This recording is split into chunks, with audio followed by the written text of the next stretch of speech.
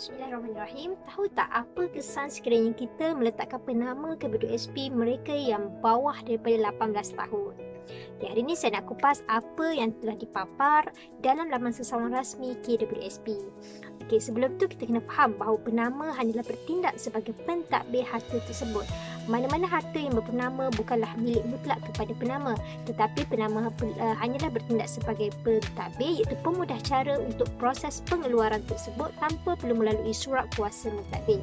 Setelah mendapat keluarkan duit tersebut, penama perlu mengagihkannya mengikut hukum faraid.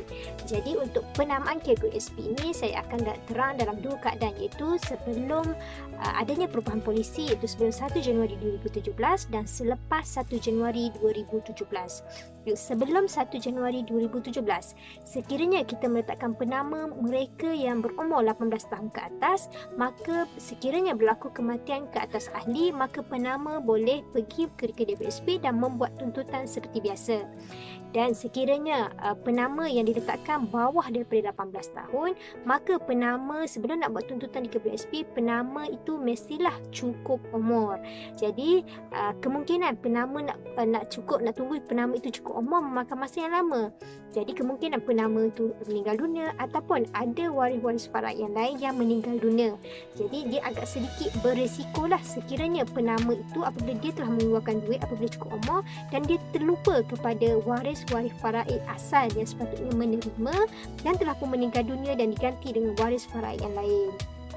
Kemudian bagi mereka yang membuat kemas kini atau membuat penamaan selepas 1 Januari 2017, sama juga situasi bagi mereka yang meletakkan penama mereka yang berumur 18 tahun ke atas.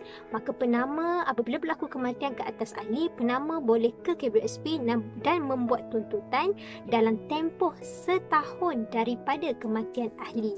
Dia ada tempoh, iaitu kena buat tuntutan dalam tempoh setahun. Sekiranya penama itu tidak membuat tuntutan dalam tempoh setahun, maka penamaan itu akan terbatal dan waris-waris lain boleh membuat tuntutan menggunakan proses tuntutan pusaka, iaitu memerlukan surat kuasa mentadbir dan beberapa dokumen lain ada dipaparkan di laman rasmi KWSP.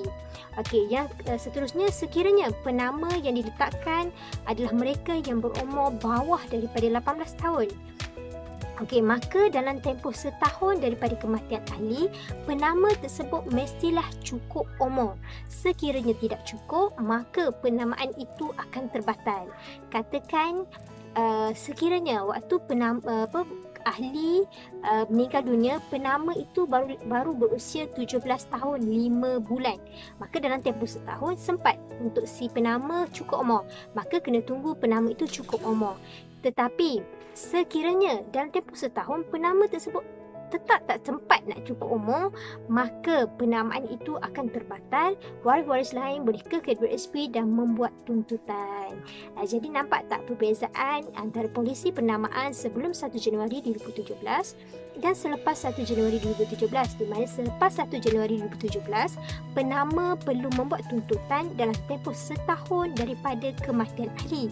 Sekiranya tidak membuat tuntutan, maka penamaan itu akan terbatal dan waris-waris lain boleh pergi ke KWSP dan membuat tuntutan menggunakan prosedur tuntutan pusaka.